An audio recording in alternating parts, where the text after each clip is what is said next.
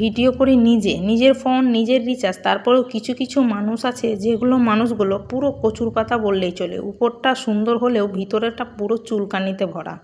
সেই মানুষগুলো এত হিংসা, ভাগ্যিস যে এখনও একটা ভিডিও মানে ভাইরাল হয়নি।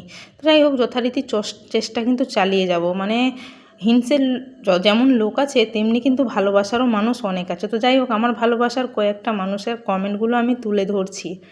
প্রথম কমেন্ট করেছে সাগরিকা ঘোষ, জাস্ট অসাধারণ ভিডিও দিদিভাই। অসংখ্য ধন্যবাদ দিদিভাই, তুমি আমার ভিডিও প্রতিনিয়ত দেখো, আমি কিন্তু প্রায় তোমার কমেন্ট দেখি।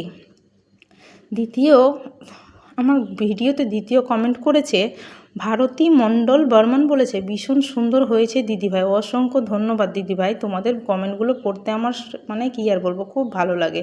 যাই হোক, নিজেই ভিডিওগুলো করছি। 3 নম্বর কমেন্ট করেছে মোমো হারিজান, বলেছে খুব ভালো লাগলো ভিডিওটা। হেমাংশু দাদাভাই বলেছে আমি খুব খুশি, আমার কমেন্ট তুলে ধরার জন্য অনেক অনেক ভালোবাসা রইল। দেখো দাদাভাই, তোমার কমেন্টটা আমি এর আগে তুলে ধরেছিলাম, সেই কারণে তুমি আমার ভিডিওতে কমেন্টটা করেছো, অসংখ্য ধন্যবাদ। বিজান মণ্ডল বলছে খুব সুন্দর ভিডিও। তোমাদের কমেন্টগুলো পড়তে আমার খুব ভালো লাগে, খুবই ভালো লাগে, মানে কি আর বলবো। তো আমি প্রায় দিনই মানে ফেসবুকে মানে সময় দিতে পারছি না, কী কারণে সেটাও তোমাদেরকে অবশ্যই বলবো। তারপর একটা মিষ্টি দাদাভাই কমেন্ট করেছে মঙ্গল বেড়া, বলেছে দিদি একদিন ফুচকা খাওয়াতে হবে। অবশ্যই দাদাভাই, তুমি আমার ফুচকা খাওয়া ভিডিও দেখো বলেই কিন্তু কমেন্টটা করতে পেরেছো, যেহেতু আমি ফুচকার ভিডিও দিয়ে থাকি। এরই মধ্যে রুটিগুলো করে নিচ্ছিলাম। রুটিগুলো করতে করতে আরেক ভাই কমেন্ট করেছে সুভাষিস জানা, বলেছে ফ্যান্টাস্টিক ভিডিও। খুব ভালো লাগলো গো তোমাদের কমেন্টগুলো পড়তে।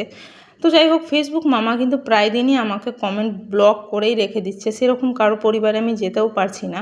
মানে 10-15টা কমেন্ট করতে করতেই কি হয়, মানে কমেন্ট ব্লক হয়ে যাচ্ছে, এমনকি রিয়াকশানটাও ব্লক হয়ে যাচ্ছে। সেই কারণে সেরকম ভিডিও আমি করতে পারছি না, আর আমি তো এরকম ভিডিও সেরকম করি না। তো যাই হোক, রুটিগুলো করা হয়ে গেছে বন্ধুরা। আর আমার মতো এরকম মোটা মোটা করে আলু ভাজা কারা কারা পছন্দ করো অবশ্যই কমেন্ট করবে। রুটিগুলো হয়ে গেছিলো আর আলু ভাজাটা করতে শুরু করে দিয়েছিলাম। তো প্রথমে কেন বললাম বন্ধুরা যে কিছু কিছু লোক কচুর পাতা মতো চুলকানি, দেখো ভিডিও করছি বলে মানে কি বলবো, সমস্যা তাদের খুব বেশি। কেন যে মানে সবসময় উঠতে বসতে এরকম হিংসা করে ভগবান জানে। তো যাই হোক, তারপরে তোমার দাদাভাই চলে এসেছিলো, আর তোমার দাদাভাই সেরকম দুধ চা পছন্দ করে না, সেই কারণে 1 কাপ আদা দিয়ে লাল চা করে দিয়েছিলাম। আর তোমার দাদাভাই খুব হাসছিল, কারণ সেরকম ক্যামেরার সামনে আসতে পছন্দ করে না, ওই সেরকম ক্যামেরার সামনে আসেই না বলতে গেলে, জোর করে নিয়ে আসতে হয়।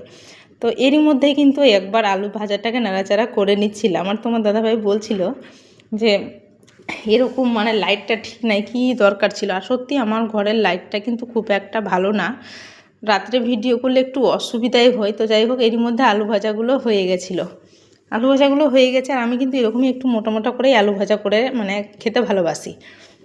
সেই কড়াইয়ের মধ্যে বন্ধুরা আমার ছেলে বললো যে একটু মা সুজি করে দিলে খুব ভালো হয়। তারপরে দেখতে পাচ্ছ হালকা একটু ছেলেদের জন্য সুজি করতে বসিয়ে দিয়েছিলাম। সুজিগুলো যতক্ষণে ভাজছি বন্ধুরা, তোমাদেরকে বলি আমাদের আশেপাশের মানুষগুলোই কিন্তু আমাদেরকে দেখে বেশি হিংসা করে, এটা কথাটা মনে রাখবে। যারা তোমাকে চিনে না জানে না তারা তোমার ভিডিওতে লাইকও করবে, কমেন্টও করবে। একটা জিনিস খেয়াল করেছো বন্ধুরা, দেখবে যে কি একটা স্ট্যাটাস দিলে কিছু কিছু মানুষ আছে তোমার পরিচিত, স্ট্যাটাসের লাইক দিবে দেই না, তো তোমার ভিডিওতে তো দূরেই থাক, যেহেতু তুমি ভিডিওতে লাইক দিলে সফলতা হয়তো পেয়ে যাবে। যাই হোক, এরই মধ্যে 2টো ডিম সিদ্ধ করে নিয়েছিলাম, আর তোমার দাদাভাই বলছিল আমার জন্য ছোট্ট করে একটা অমলেট, মানে এটা অমলেটটা করার কারণ হলো ডিমটা ভেঙে গেছিলো, সেই জন্য তোমার দাদাভাইয়ের জন্য অমলেট করে নিয়েছিলাম। আর করে নিয়েছিলাম 2টো বাবুর জন্য 2টো ডিম সিদ্ধ। তো আজকের রাত্রের খাবার ছিল রুটি, আলু ভাজা, সুজি, ডিম সিদ্ধ আর একটু ডিমের অমলেট। টাটা বন্ধুরা, কেমন লাগলো ভিডিওটা কমেন্ট করো।